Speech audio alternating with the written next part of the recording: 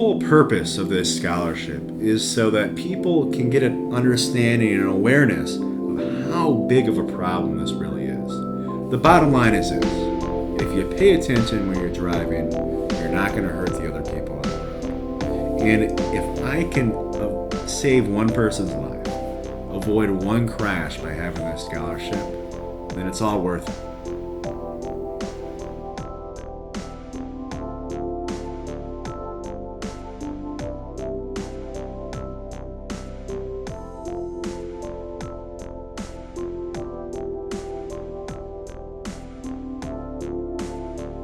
It's nerve-wracking. Again, this guy has no idea he won the scholarship. Remember, this is the distracted driving scholarship. So you can check out his essay on the website. Dominic Allen Tittle. It's nice to meet you. Nice to meet you. You applied for a scholarship related to distracted driving. First of all, the essay was great.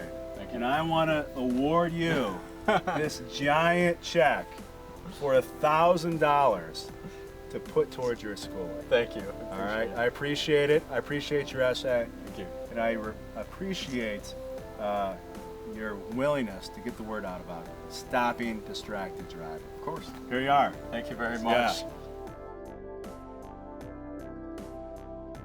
I am going to Lorraine County Community College, and I'm going to get my associate's degree in being a physical therapy assistant. My ideal goal is to really just help other people out. That's been one of my strongest specialties as a human, is really making sure everybody else is happy.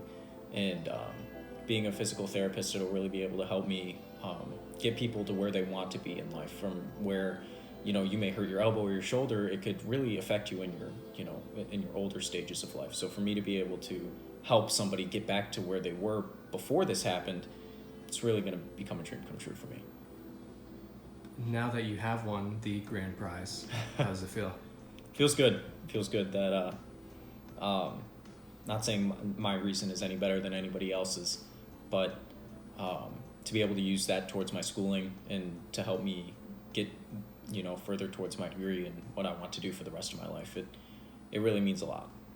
Distracted driving doesn't only affect the people who are driving itself, but also the people around who are also just driving like normal. So for me, watching my friend who was tired behind the wheel fall asleep and get into an accident that will change his life forever really made me try and speak out a little bit against it, and how it can really affect other people as well. Just realize that when you get in a car, whether it be just by yourself or with anybody else, you're in a 2-ton vehicle that can really cost you a life. Really just be more mindful about what you're doing when you get into a car. It's not just getting to the place where you need to go, it's about getting there really safely.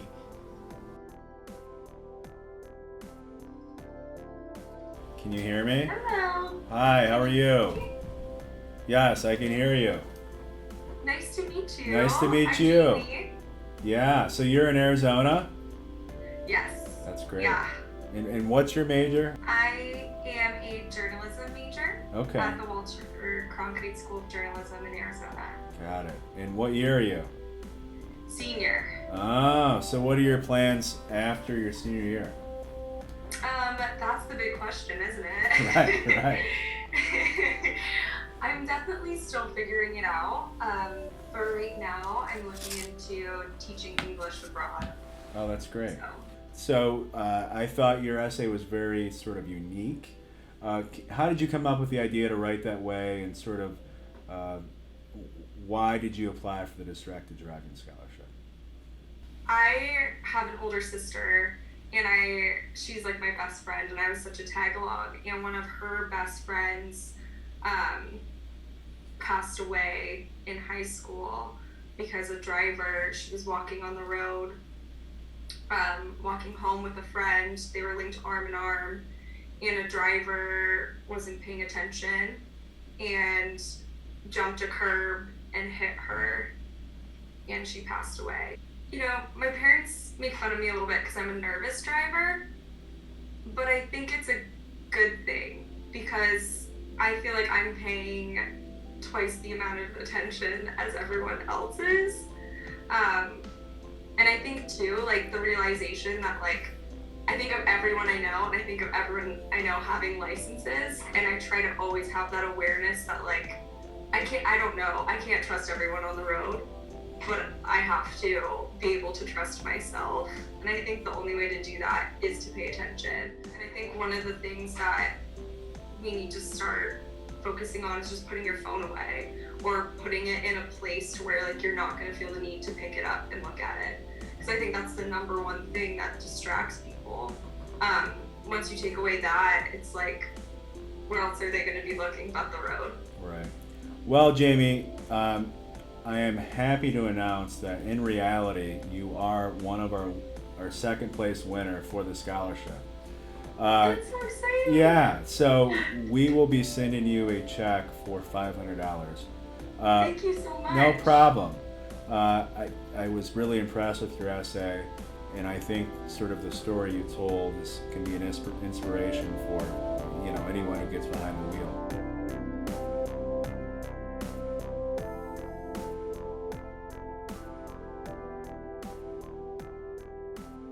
Do you have any plans to continue this scholarship program? So, community involvement is very important to my law firm, and that's what this scholarship's all about.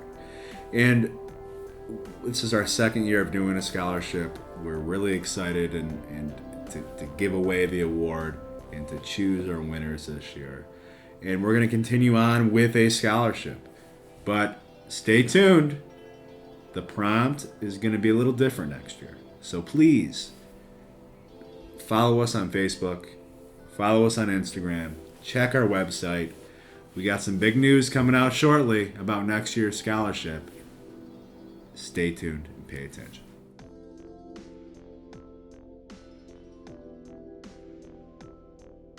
These crashes, 9 out of 10 times, are preventable. And the reason they're preventable is because the person who's at fault was just simply distracted when they were driving. So it could be distracted from reading a text message, reading an email, looking at the radio, whatever it may be. If folks would just pay attention on the road, a lot of injuries would be avoided. So the firm does get a lot of cases involving distracted driving? No, too many. And I can sort of explain a couple.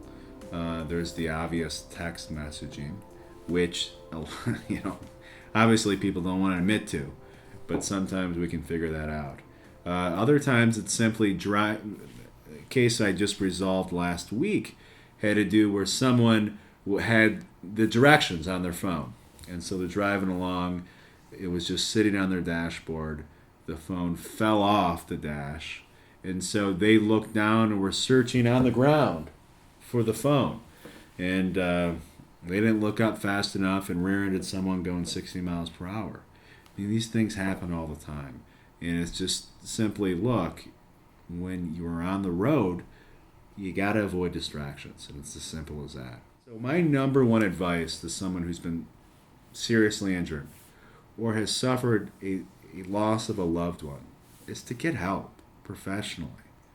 I don't care how strong you are, how big your muscles are, how long your beard is.